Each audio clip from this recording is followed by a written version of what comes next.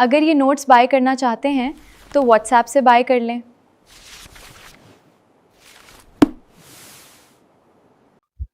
Give an overview of the key changes made to the Constitution of Pakistan in 1973 through recent 27th Amendment passed by the Constituent Assembly.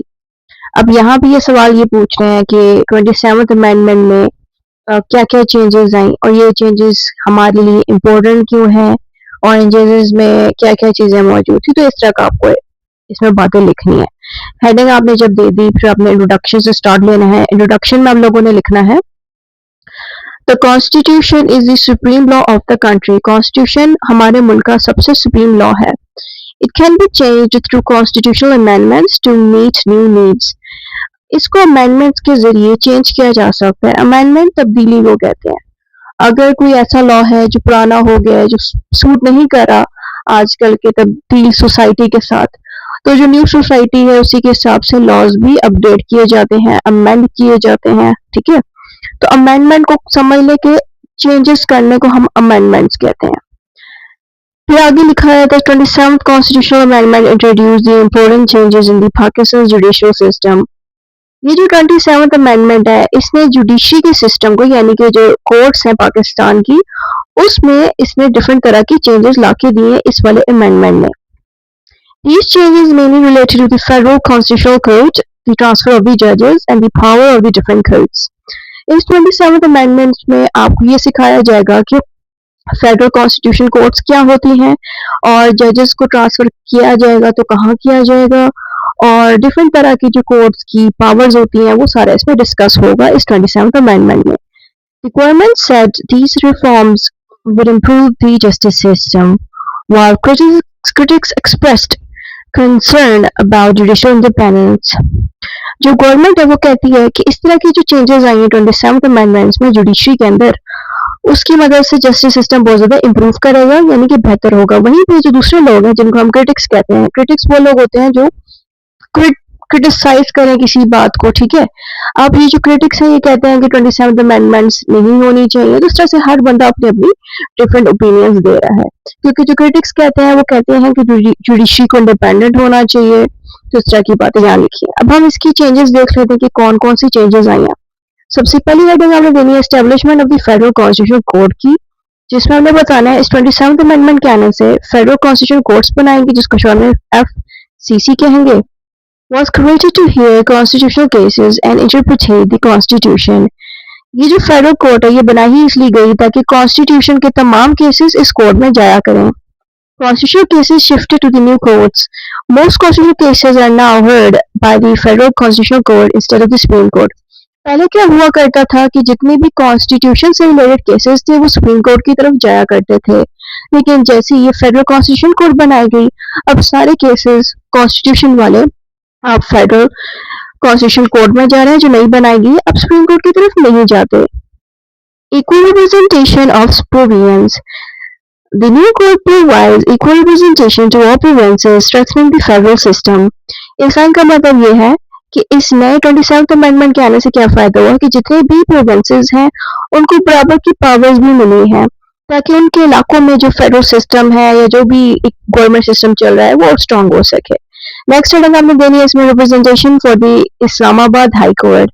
Islamabad high court is also represented in the new constitutional code. Islamabad high court के बारे में भी आपको तफसील मिल जाएगी इस new constitutional code के अंदर, यानी कि जो भी इंफॉर्मेशन इसकी है इस्लामाबाद हाई कोर्ट की उसकी भी तफसीलात आपको न्यू कॉन्स्टिट्यूशनल कोड के अकॉर्डिंग ही मिल जाएगी, यानी कि जो भी तब्दीली 27th अमेंडमेंट में हुई है वो इस्लामाबाद हाई कोर्ट पे भी अप्लाई होगी। नेक्स्ट हेडिंग आएगी हमारे पास changes in the transfer of the high court जजेस। The amendment introduced a new procedure for transfer of high court जजेस on the recommendation of the judicial commission. Judicial commission एक department है जिसकी मदद से जजेस को जॉब पे रखा जाता है। जुडिशियल कमीशन की वीडियो का लिंक यहाँ टॉप पे लगा दिया गया है, आप देख लीजिएगा। तो यहाँ भी बताया गया 27th अमेंडमेंट कहता है कि हाई कोर्ट के जजेस को डिफरेंट कोर्ट्स में ट्रांसफर किया जाएगा जुडिशियल कमीशन की मर्जी से। नेक्स्ट हेडिंग आपने देनी है clarification of the role of justice system. अब यहाँ पे आपने लिखना है The amendment clearly defined the responsibility of the Chief Justice of the Supreme Court and the Chief Justice of the Federal Constitutional Court. इस अमेंडमेंट के आने से क्या फायदा हुआ कि चीफ जस्टिस सेपरेट बना दिए गए सुप्रीम कोर्ट के जैसे पहले थे, और साथ में फेडरल कॉन्स्टिट्यूशनल कोर्ट की भी अलग से चीफ जस्टिस हैं। इससे ये फायदा होता है कि दोनों अथॉरिटीज यानी कि दोनों बड़ी कोर्ट्स अपनी ड्यूटीज को निभाते हैं। फिर आता है changes in the judicial administration. Several constitutional provisions were updated to include the new constitutional codes in Pakistan judicial system. इस लाइन का मतलब ये है, several constitutional provisions का मतलब ये है कि इस 27th amendments में डिफरेंट तरह के लॉज डाले गए ताकि कॉन्स्टिट्यूशनल कोड जो बनाई जा रही है वो बहुत बेहतर तरह से वर्क कर सके। नेक्स्ट हेडिंग हमने लेनी है objectives of the 27th amendments. Objectives का मतलब होता है क्या मकसद है 27th अमेंडमेंट बनाने का, इस 27th अमेंडमेंट को हमने किस लिए बनाया, इसकी क्या इंपॉर्टेंस है, क्या पर्पस है, वो बातें अब आपने शॉर्ट बतानी है। Improve the judicial system. 27th amendment के आने से जुडिशरी यानी कि हमारी कोर्ट्स का जो सिस्टम है वो बहुत अच्छे से वर्क करना शुरू हो गया है। Speed up the constitutional cases. और कॉन्स्टिट्यूशन के जो केसेस हैं वो जल्दी अब सॉल्व हो जाते हैं। पहले के भी जल्दी सॉल्व होते थे क्योंकि सुप्रीम कोर्ट में ये केसेस जाते थे जहाँ पे और भी तरह के केसेस जा रहे होते थे, जैसे कि सुप्रीम कोर्ट में फैमिली केसेस भी जाते थे और साथ में प्रॉपर्टी के केसेस, कॉन्ट्रैक्ट, हर तरह के केसेस जाया करते थे, जैसे कि क्रिमिनल केसेस भी, हर तरह के केस जाते थे, जिसकी वजह से सुप्रीम कोर्ट इतने जल्दी कॉन्स्टिट्यूशन के स्पेसिफिक केसेस, खास केसेस जो कॉन्स्टिट्यूशन के हैं, उनको टाइम पे सॉल्व नहीं कर पाती थी।